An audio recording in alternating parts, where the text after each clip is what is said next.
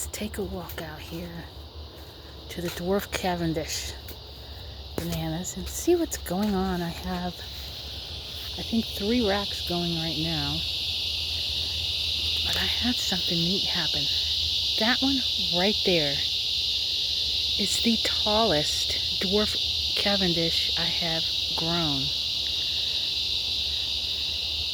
It is the tallest. It's way taller than me. And if we take this leaf right here, so this one right here, take this leaf and look at that. This is by far the biggest Dwarf Cavendish.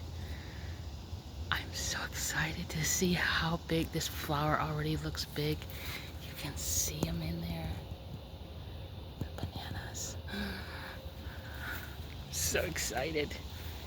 But it is that I don't know what caused it to get so big.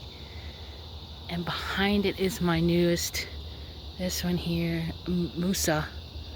You can see up there, it's getting close. That's my newest. Oh, look at the flower. You can really see it from here. This is the largest one so far. I'm going on 4 years with these Dwarf Cavendish. Let's take a peek around. I'll show you. I love them.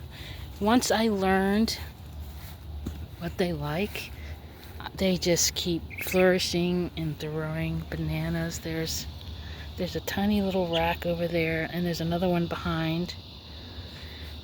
I've already gotten 1 rack out of here. But this is a rack. This is what these Dwarf Cavendish can throw. People don't like them because they're small. They call them finger size, and they are. But I don't care. They're so easy to grow. They're not massive. They're easy to maintain. And they taste yummy. But this is the normal size they get. But you can see that one. It just flourished.